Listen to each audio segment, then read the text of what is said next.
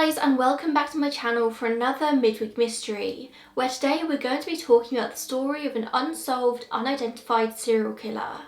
This killer has been dubbed the West Mesa Bone Collector due to the circumstances under which the bodies were found, nothing more than just bones, buried in the desert of the West Mesa in Albuquerque, New Mexico, United States. The remains were found in 2009 and the authorities are no closer to an answer now than they were 12 years ago. Over the course of about 4 years, between 2001 and 2005, 11 women disappeared. Few people paid attention to their disappearances, and shock horror, a lot of the time when they were reported, the authorities refused to take their disappearances seriously. It was a shock to most when a clear serial killer burial site was discovered, 11 bodies buried in shallow graves, but it probably shouldn't have been. Albuquerque is the most populous city in New Mexico. As of 2010, it had a population of around 546,000 people. And its crime rate is also much higher than the standard crime rate of the USA. In 2003, in the midst of these girls' disappearances, the violent crime rate was 947 per 100,000 people, as compared to the entirety of the USA, which stood at just 476 per 100,000. The homicide rate of Albuquerque was also significantly higher, at 10.88 per 100,000 compared to the USA average of 5.68. Albuquerque was not the safest of cities, to say the least. The West Mesa is an area on the western side of the city. It's an elevated landmass that borders the Rio Grande floodplain. A large portion of the West Mesa is part of the Petroglyph National Monument, which is essentially just volcanic land. The West Mesa grew very quickly along with the growth of Albuquerque itself. Developments happened quickly on this land, with housing projects popping up throughout the 90s and well into the early 2000s. It was one of these housing developments that led to the eventual discovery of these bodies. In 2008, the USA was hit with the collapse of what was called the American housing bubble. Housing prices dropped significantly and the recession happened, countless numbers of companies folded, and housing estates were left unfinished across the country. And it was through one of these unfinished housing estates in the West Mesa, to be developed by a company called KB Homes, that Christine Ross and her husband were walking their dog Ruka on Monday the 2nd of February 2009. Actually no, I wouldn't say it was much an unfinished housing estate, it was barely started. The housing company had simply turned over the soil and flattened the earth, and then everything came to a stop. And it was actually the dog who uncovered these crimes, drawn to a bone sticking out of the ground. Christine must have had an inkling that this bone wasn't likely from animal origin, because she felt inclined to take a photo of it on her phone and sent it to her sister, who was a nurse. Her sister took one look at the photo and confirmed that she thought this bone was a human femur, just sticking out of this desert ground. Christine immediately notified the Albuquerque Police Department, who confirmed the sister's suspicion. This was indeed a human bone, and thus an investigation would ensue.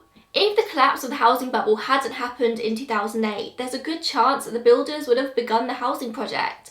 They would have laid the foundations of concrete and the bodies would have been lost to the earth forever. This bone was found thanks to the earth being turned over in anticipation of this project, leaving just one femur sticking out for this little dog to find.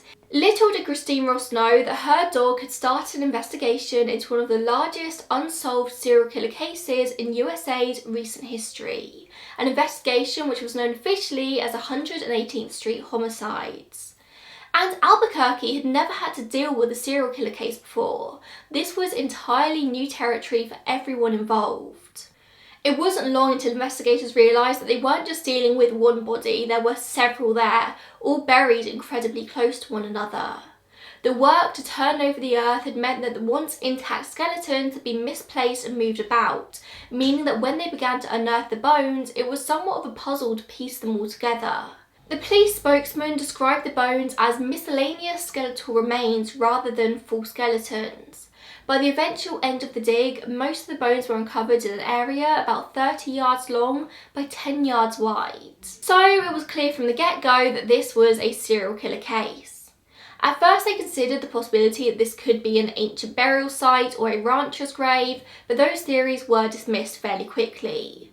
And the likelihood of multiple different people choosing this spot as a burial place for their single murders was very, very slim. All the bodies, like I said, were found incredibly close to each other.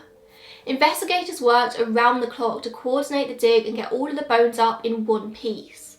They searched a 100-acre area, having to analyse everything incredibly carefully. There could be vital evidence dug up alongside these bodies. The dirt was lifted with heavy equipment and then sifted through by hand, a task which took at least 2.5 months.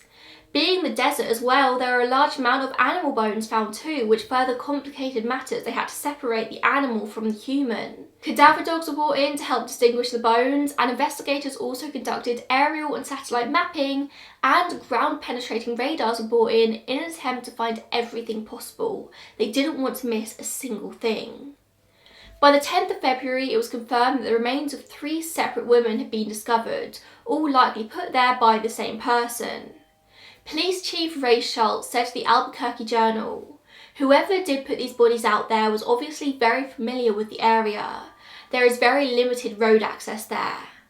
It was confirmed that the identity of one woman had already been confirmed through dental records, but they didn't release her name pending notification of next of kin, and it was believed that she'd been buried there around 2003 or 2004.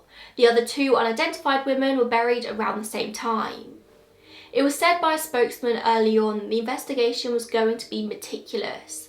That is not as simple as just finding DNA. It was going to be time-consuming and nobody was to expect quick answers here. The very next day, this woman was officially identified in the media as Victoria Chavez. The Albuquerque Journal headlining the article, "Dead woman ID'd as prostitute," which I think says all really. If Victoria hadn't been a sex worker, if she'd been a software designer for example, it's much less likely that the headline would have been "Dead woman ID'd as software designer." It really bothers me because the person reading this article has an immediate narrative here. You're automatically conditioned to care less. It's not going to affect you as much because your life is so far removed from hers as a sex worker. It's written in the article that she was on probation and was also a known drug user, who'd been reported as missing by a mother back in March 2005. But by that point, her mum hadn't actually seen her in over a year and was incredibly concerned. Victoria Ann Grace Chavez was 26 years old. She was a beloved daughter, sister and mother of 2. She was battling a lot of personal demons and was pretty much written off by society. Although she was reported as missing, there was never much of a search for her. Investigators said it was likely that she'd been buried on the Mesa in 2004 before she was ever reported as missing. By Sunday the 15th of February, it was confirmed that yet more bones had been found, but police weren't sure if they were human or animal.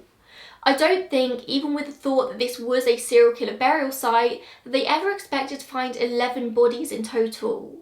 But just 3 days later, they confirmed 6 skeletons had been found, including the discovery of 1 whole complete skeleton. Very early on in the investigation, they started putting together a list of possible suspects from the area, with Chief Schultz saying, "Everything does seem very similar in terms of the same area where the remains were found, so we believe we're dealing with the same suspect or suspects. We're looking at people convicted and suspected of sex crimes from the period of time we believe these people went missing, and we're looking around the country to see if this has happened elsewhere." But of course, we'll be taking a closer look at suspects towards the end of this video. But even in their investigation, the police focused on forensics and IDing all of the victims before focusing on anything else, something which they actually called in the FBI to assist with.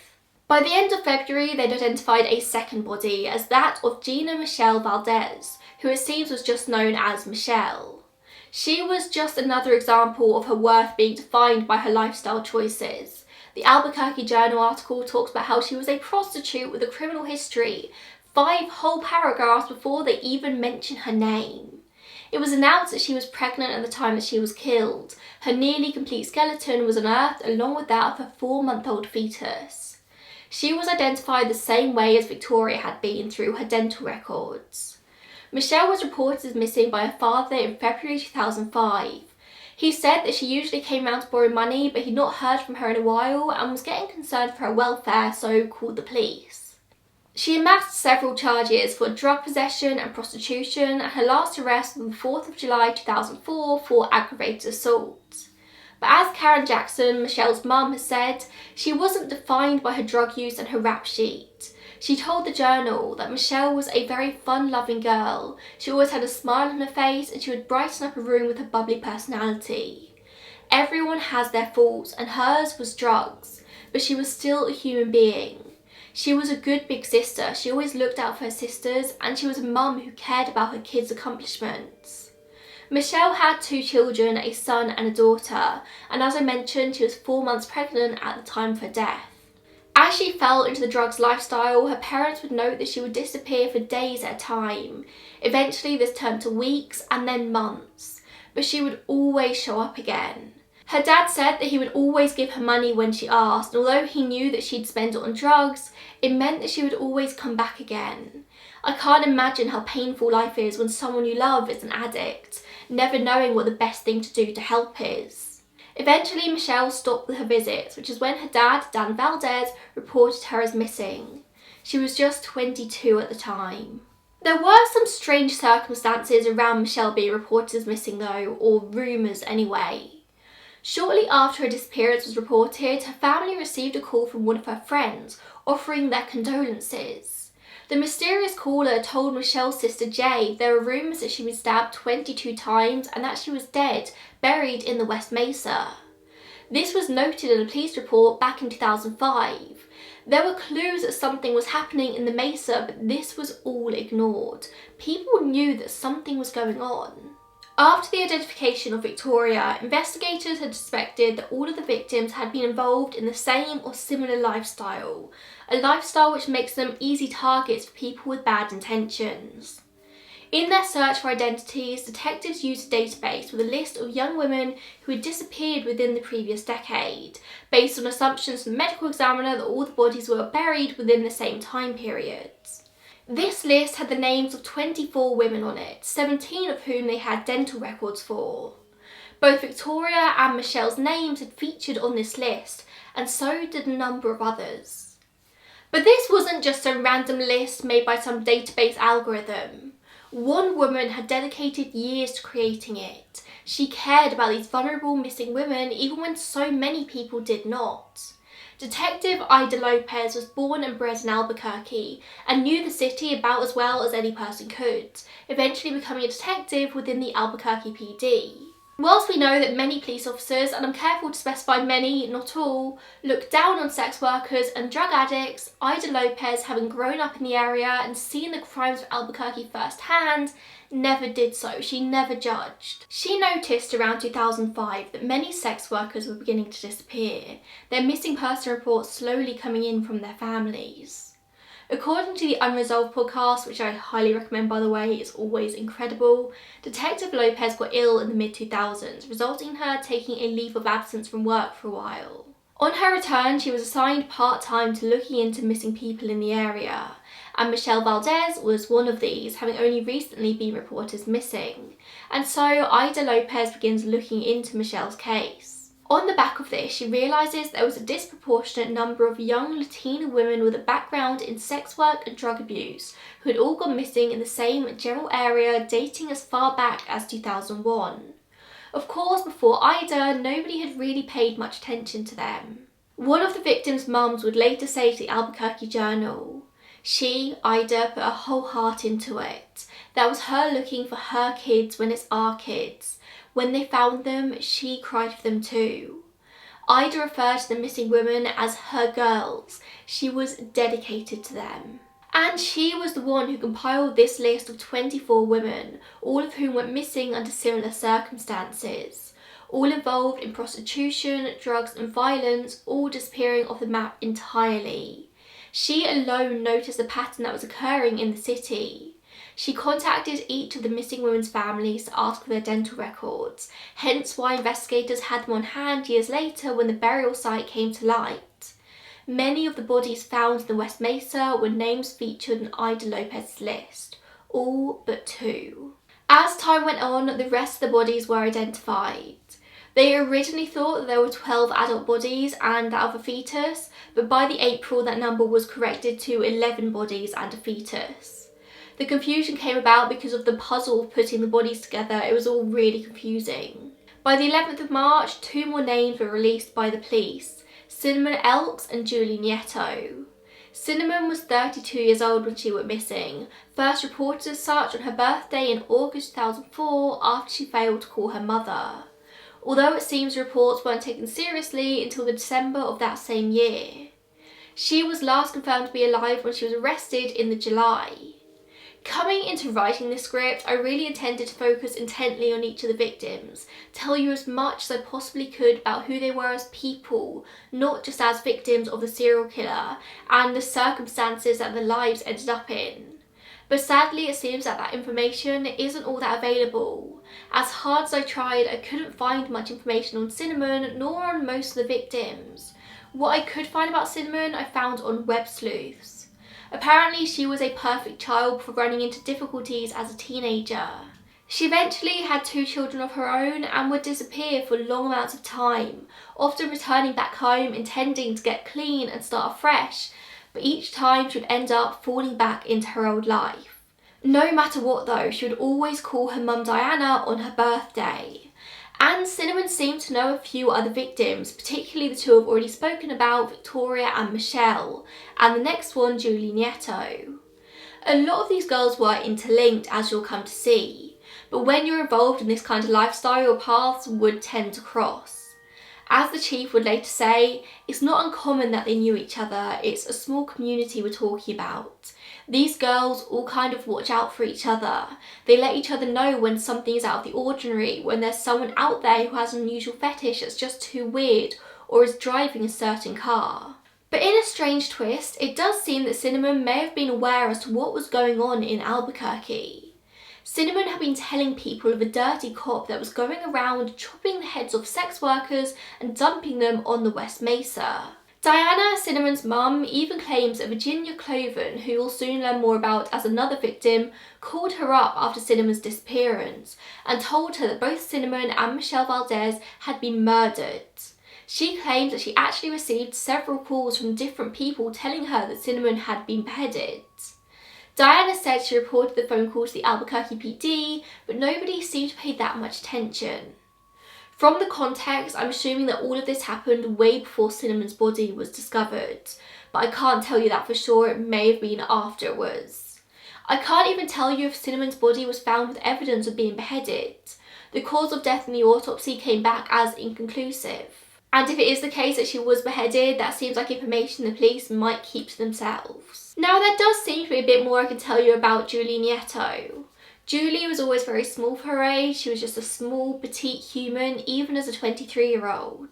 She grew up in Albuquerque's South Valley and Los Lunas and loved chili peppers and jump rope. She attended Job Corps, which was a voluntary program that offered free education and vocational training to young men and women aged between 16 and 24. But she sadly fell into drugs when she was around 19, and despite her mum trying to get her treatment, she just fell deeper. Julie had a young son who she was apparently a fantastic mother to, despite her circumstances. According to her aunt, even when Julie was at her lowest points, she would never leave her son. She would send Christmas presents and Easter baskets while she was staying with what I assume was family. It was when this stopped that they knew something bad had happened. Julie always treated her family with respect, and her aunt said that she could always trust her in her house alone. She tried to get off drugs several times. She was just a good person in a bad situation. Sadly, after Julie disappeared, her sister Valerie also fell into a depression and ended up dying of an overdose herself shortly before Julie's body was found on the Mesa. On the 3rd of April 2009, at a news conference, the names of Monica Candelaria and Veronica Romero were released. Monica Candelaria was 21 years old when she disappeared, last seen in the South Valley on May 11, 2003, and reported as missing 13 days later. Her obituary writes that Monica enjoyed laughing, joking, taking care of babies, and spending time with her family. According to her mum, she had the most beautiful laugh, and she was a mother to her son Michael. She was convicted of prostitution once and was last seen in southwest Albuquerque. She is said to have lived a high-risk lifestyle with possible gang ties. She was reported as missing by friends, and in the June of 2003, county sheriff's detectives started looking into her disappearance as a missing persons or possible foul play case. Her friends contacted sheriff's deputies to say that she'd been killed and buried on the Mesa, a lead that they looked into, but eventually her case was turned over to the cold case team. Veronica Romero was 27 years old when she was reported as missing by her family on Valentine's Day 2004. She was said to be last seen not long before that getting into a white pickup truck, and they never heard from her again. Her cousin told KOAT Action News that Veronica was just an outgoing, normal girl who got caught up in a dangerous lifestyle that could happen to the best of us. They got caught up in that lifestyle, but they're still human beings, you know. Somebody's mother, somebody's daughter, somebody's sister. Her cousin said this whilst the police were still digging up bodies in the West Mesa, the family wondering if Veronica could have been one of the victims. Turns out she was. The next identification was that of 27-year-old Doreen Marquez. Doreen lived her life big. She loved jewellery and brand name clothes, and she had a fantastic sense of humour. Growing up, she taught her two young sisters how to get on in life, how to make friends, how to do their hair, and when she later had two of her own daughters, she did exactly the same for them. At one point in her life, she drove a BMW, she lived in a nice home in Albuquerque. She was on the right path. But everything went downhill incredibly quickly just within the last year of her life, and soon Doreen was addicted to drugs. Her children would stay with their dad or with her family, while she would just disappear for months at a time. She had been arrested for drug possession and was known to the Vice team as a sex worker, but it doesn't seem that she was ever actually arrested on a prostitution charge. Police report that she was last seen dropping her child off at school in October 2003, but a friend said that she was actually last seen in Borelles. Selenia Edwards was a bit of an anomaly from the rest, which investigators knew even from her remains.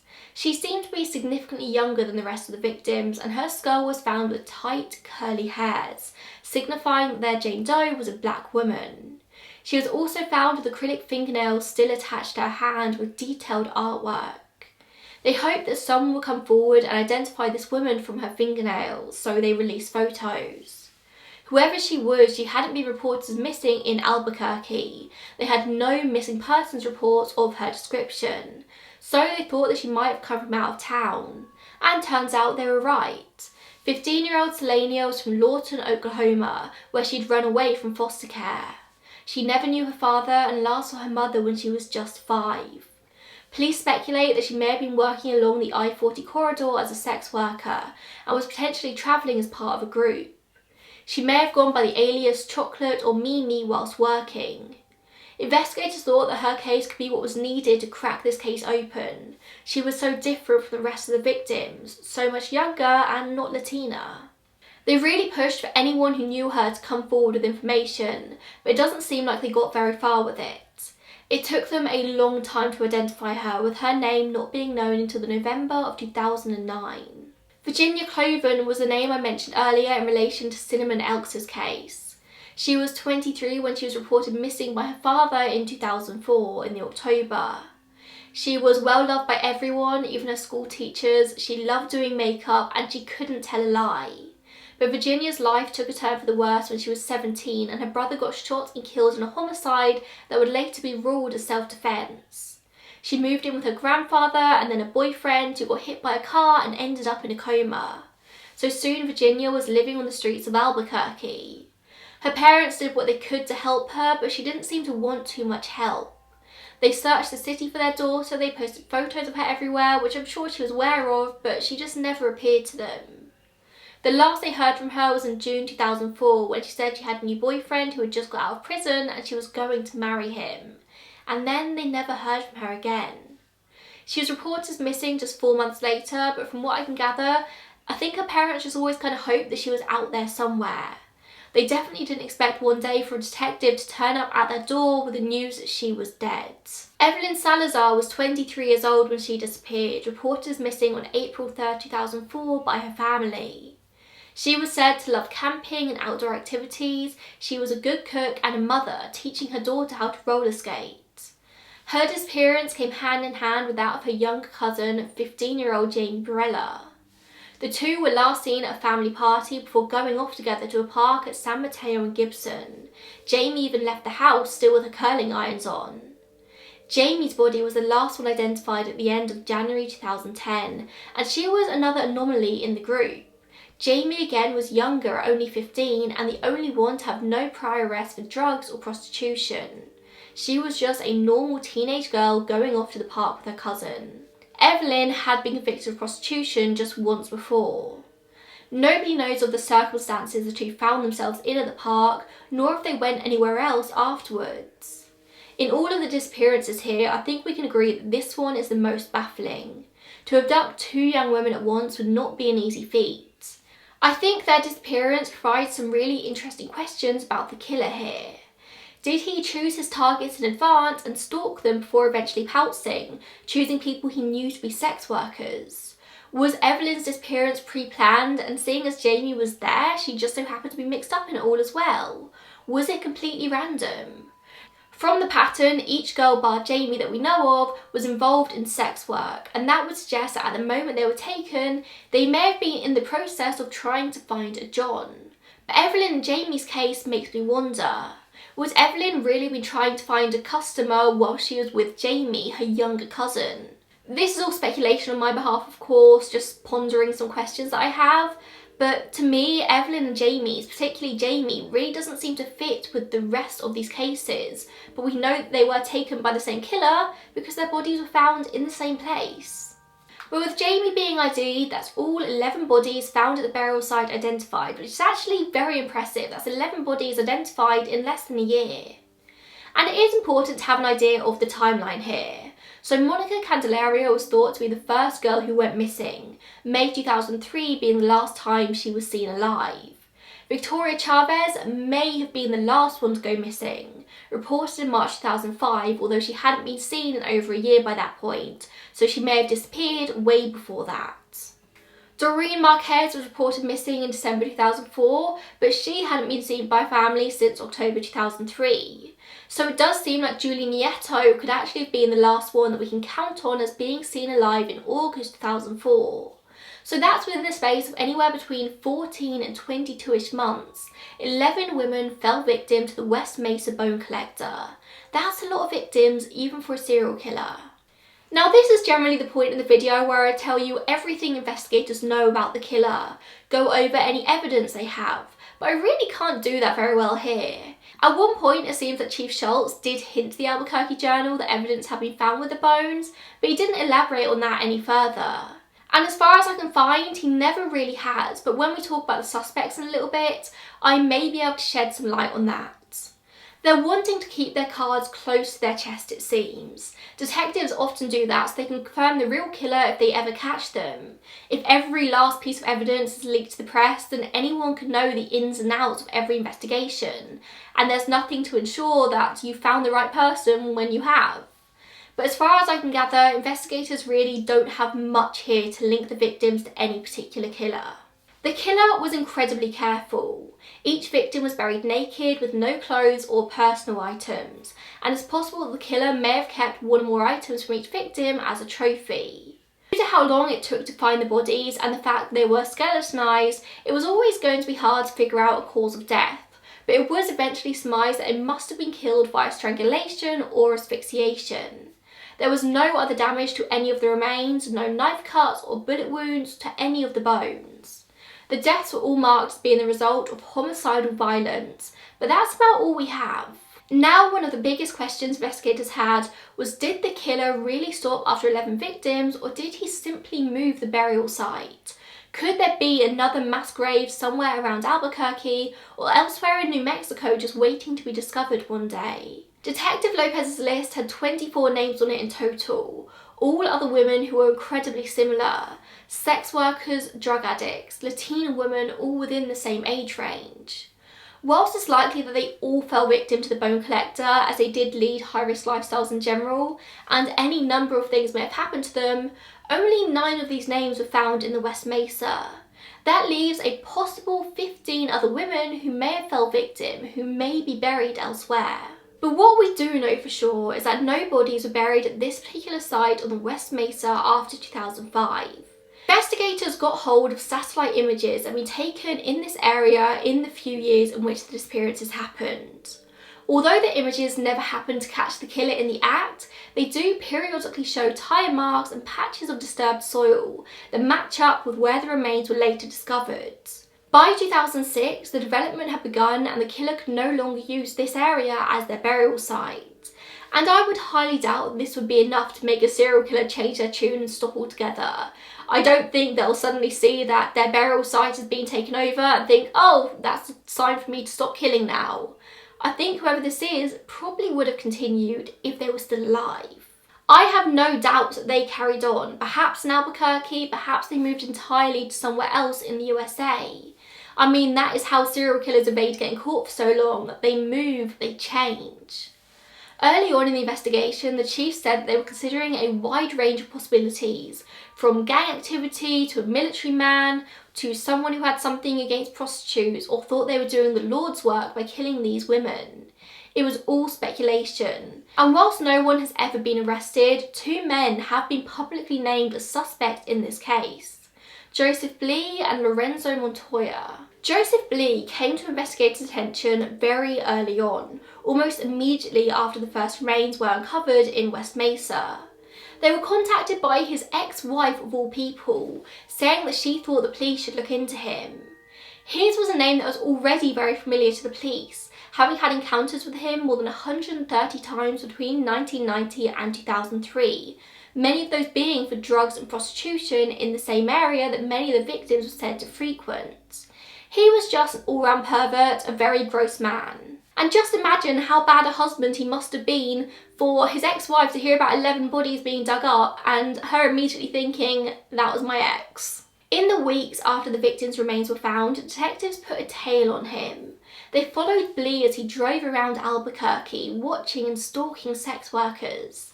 Detectives interviewed a sex worker who knew him, who said that one time he took her to his house and tried to tie her up. She wouldn't let him. He was also found to have rope and electrical tape on the passenger seat of his car.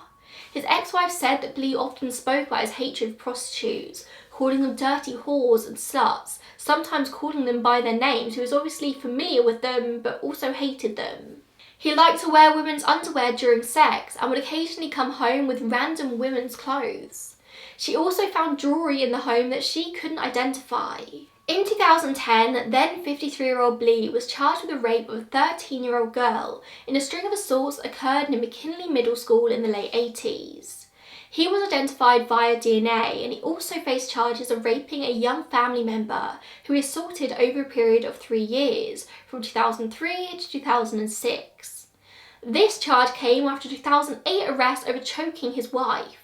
His DNA was obtained at this point, which led to the 2010 charge. Of course, by 2010, he was already a person of interest in the West Mesa case as well. In 2015, he was finally charged and sentenced with 2 back-to-back 18-year sentences. So here we have an incredibly creepy guy known for sex crimes. His ex-wife is the one who put the lens of suspicion on him, who would arrive home with random women's clothing. But that's not even everything. The cherry on top of the cake comes from an affidavit filed in 2010. Remember how earlier I said they found a potential piece of evidence in one of the graves? They may well have been referring to an identification tag they found for a 5-gallon spearmint juniper, a tree found in the grave of Virginia Cloven. They traced this tree tag to a nursery in California that often sent plants to Albuquerque. Blea ran a landscaping business, and he often bought from this particular nursery in California, and was known to often dump his debris from his work in this area. The affidavit says that it is highly unlikely that this tag just happened to blow into the pile of dirt after the grave had been dug up. It was already there in this grave, buried alongside Virginia's body. And of course this isn't hard proof, it's something that potentially links Joseph to the murders. So that's suspect number 1, a very strong contender if you ask me, but very little hard evidence. Suspect number 2 is Lorenzo Montoya. Now, Montoya was actually killed back in 2006 before the bodies were ever found. But as we know, it seems that the murders stopped around this same time. And similar to Blea, he was known to cruise around the area where sex workers hung out, and he had a very violent past. He was first arrested in 1988 when he picked up an undercover detective posing as a prostitute, offering $40 for her services. But this didn't stop him when he was found doing the same thing the next year. Only this time they caught him in the act as he tried to strangle and rape a woman, found with only $2 in his wallet. He never intended to pay her, so was this strangling premeditated? Whilst he was arrested, this case was eventually dismissed. 4 years later, he was once again arrested for picking up a sex worker, and he had a long history of violence, mostly domestic. His girlfriend said that he did gross things to her and threatened to kill her and bury her body in lime. This all came to a head in December 2006 when he invited a sex worker to his trailer, which was less than 3 miles from the West Mesa burial site. He killed the sex worker, but when her boyfriend or pimp came to check on her, the pimp promptly shot and killed Montoya in return. The woman's body was found outside the trailer, legs and wrists wrapped in duct tape, and a thick layer of duct tape circling her neck. Police said that it was clear that this wasn't Montoya's first time murdering. This crime was too brutal, too perfectly done to be the first one. An unrolled condom, pillowcase and the woman's belongings were found in a bin bag in the boot of Montoya's rental car. Investigators also found duct tape next to his bed, hardcore pornography and homemade sex tapes. In one of these tapes, it shows him having sex with a woman before the screen goes black. The next scene shows his bedroom wall and the sound of duct tape being pulled and a bin bag being opened.